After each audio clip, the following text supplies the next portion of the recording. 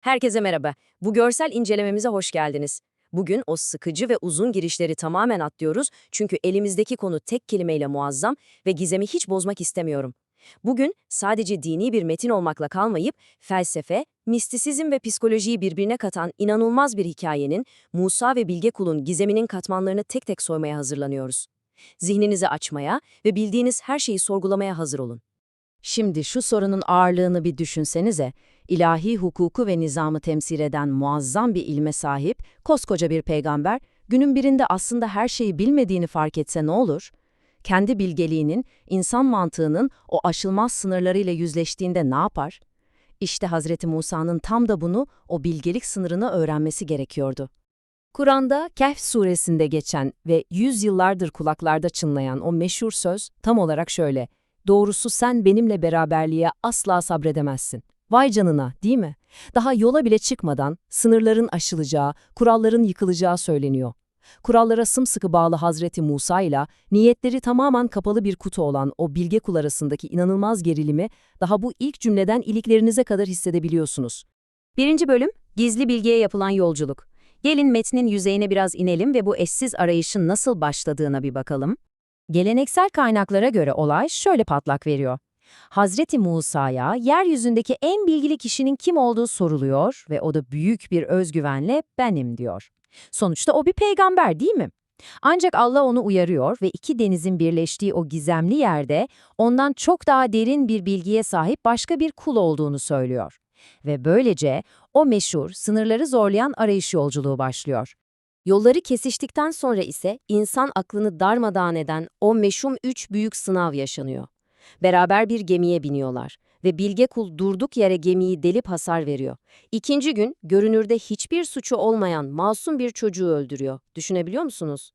Üçüncü günse yiyecek istedikleri ama kendilerini kovan, kaba bir köyde sırf yıkılmak üzere olan bir duvarı onarmak için bedavaya günlerce çalışıyor.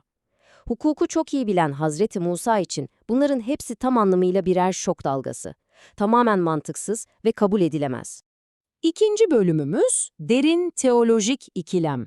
Zira hikayenin bu kısmı din bilginleri içinde çözülmesi gereken devasa bir probleme dönüşüyor. Yani şu manzarayı zihninizde bir tartın. Hazreti Musa şeriatı, kanunu ve adaleti temsil ediyor. Fakat karşısındaki kişi başkalarının malına zarar veriyor, hatta can alıyor.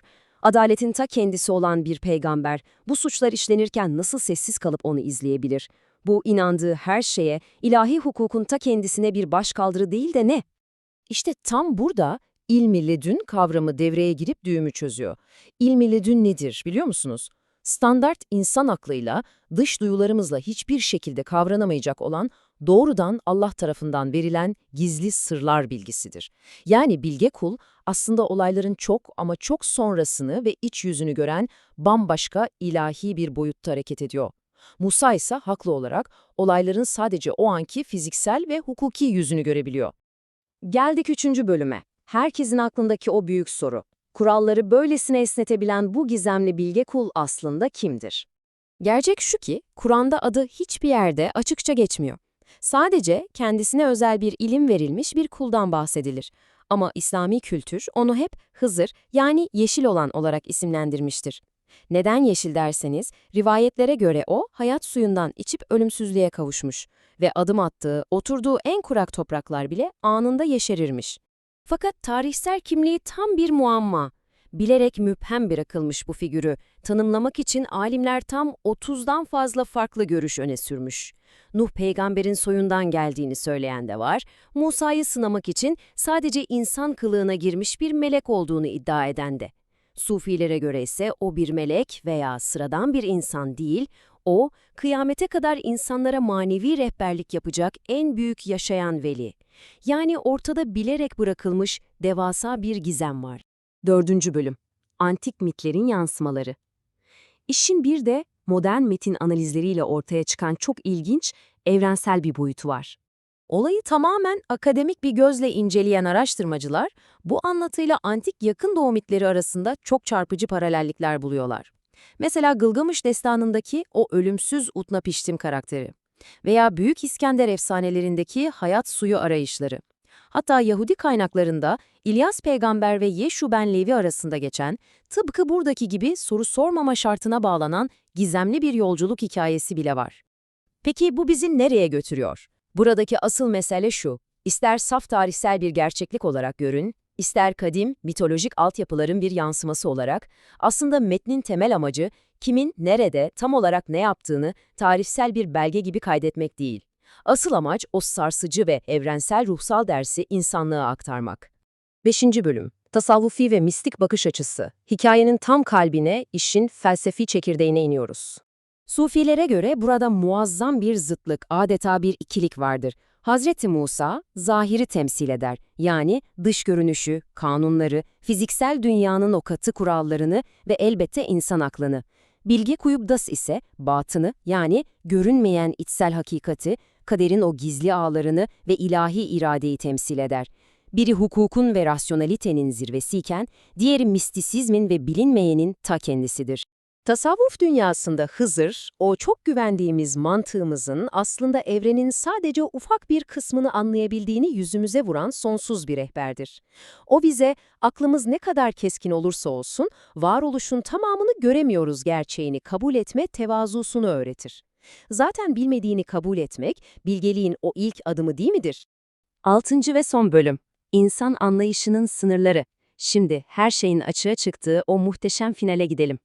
Hikayenin sonunda o akıl almaz eylemlerin perde arkası aydınlanıyor. Gemi delinmişti, evet. Çünkü ileride her sağlam gemiye el koyan zalim bir korsan kral vardı. Ve geminin kusurlu görünmesi o yoksul aileyi iflastan kurtardı. O çocuk öldürüldü. Çünkü büyüdüğünde anne ve babasına tam bir cehennemi yaşatacak acımasız bir zorba olacaktı. Ve o duvar kimse karşılığını ödemediği halde onarıldı, çünkü altında geçmişteki iyi bir adamın yetimlerine bıraktığı bir hazine yatıyordu. Duvar yıkılsaydı o kalpsiz köylüler her şeyi anında yağmalayacaktı. İşte bu müthiş ifşa bu hikayeyi alıp doğrudan bugünkü hayatlarımızın orta yerine bırakıyor. Düşünsenize, bize haksızlık, kayıp veya mutlak bir trajedi gibi görünen şeyler aslında perde arkasında ilahi merhametin cerrahi müdahaleleri olabilir. Biz insanlar olayların sadece yüzeyini ve bize o an ne hissettirdiğini görebiliyoruz. Oysa ilahi bilgelik, geçmişi, bugünü ve geleceği devasa kusursuz bir halı gibi tek bir bütün olarak görüyor. Bu anlatımızı bitirirken sizi kışkırtıcı, derin bir soruyla baş başa bırakmak istiyorum. Şöyle bir durun ve düşünün. Eğer bugün size kendi hayatınızda yaşadığınız o en büyük haksızlıkların, en canınızı yakan kayıpların arkasındaki görünmeyen büyük resim tam anlamıyla gösterilseydi, onların yine de hiç yaşanmamış olmalarını diler miydiniz? Kim bilir, belki de hayatımızdaki her yıkımın ardında inşa edilmeyi bekleyen bir duvar, her kaybın ardında korunan bir gemi vardır. Bu görsel incelememize katıldığınız için çok teşekkürler. Anlamaya ve sorgulamaya hep devam edin. Şimdilik hoşça kalın.